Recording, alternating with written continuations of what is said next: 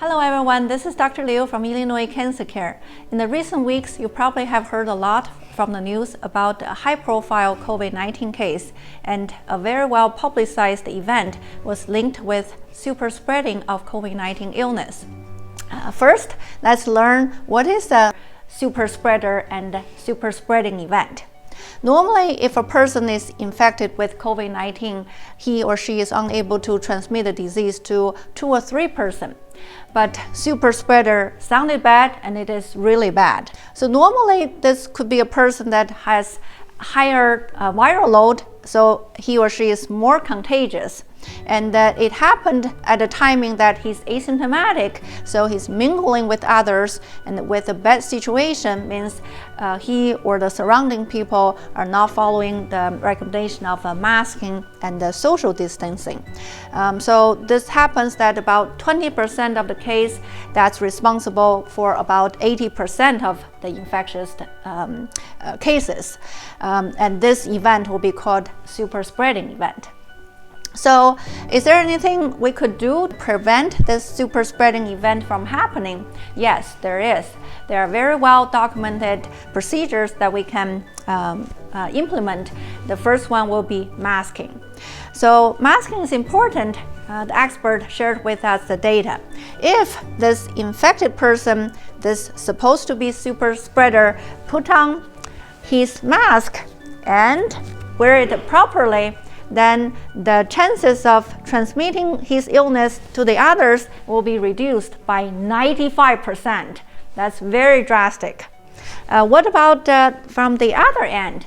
If I'm in the audience, I don't have the illness, the super spreader is there, but he or she didn't wear the mask, but I do. I wear it properly, and what is the chance that I'm being protected? It's much less than 95%. But it's still very good.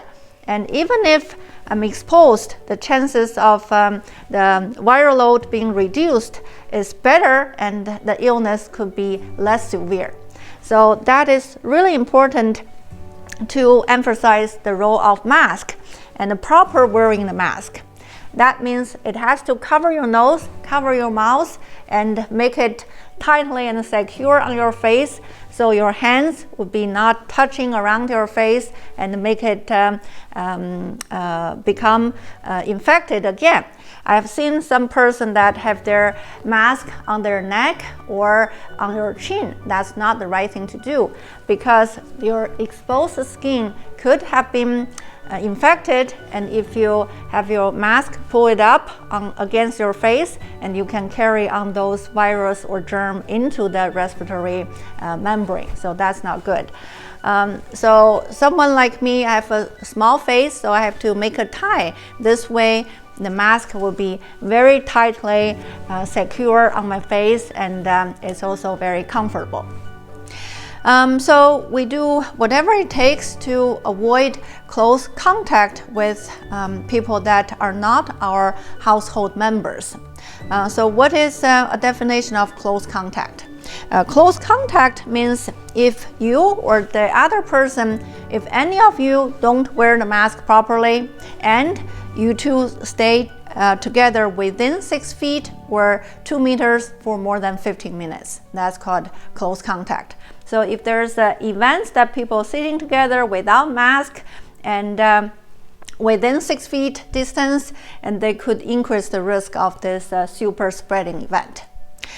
People sometimes argue, the event is outdoor wedding, outdoor events. Would that reduce the risk of transmitting? The expert says that's not true, because even if you are outdoor, but you are close without masking, the droplet still going to transmit COVID-19. So what is droplet? COVID-19 is transmitted through droplet. Droplet is still the primary transmission method. A droplet can be generated by coughing or sneezing, but even just normal talking or singing, giving a speech or debate, that all can generate droplet. Even now I'm talking, I'm generating droplet. So that really emphasizes the importance of indoor or outdoor masking and maintaining social distancing. That's very important. Some other people will also argue, what if this event, everyone were tested before having a negative COVID-19 test results, would that be safe to avoid mask? That answer is also no, because in this graph we show for a person, if he get infected on day 0, not until day 3 the virus can be detected by PCR-based testing, and day 4 he will be infectious, but only a day or two after he becomes symptomatic.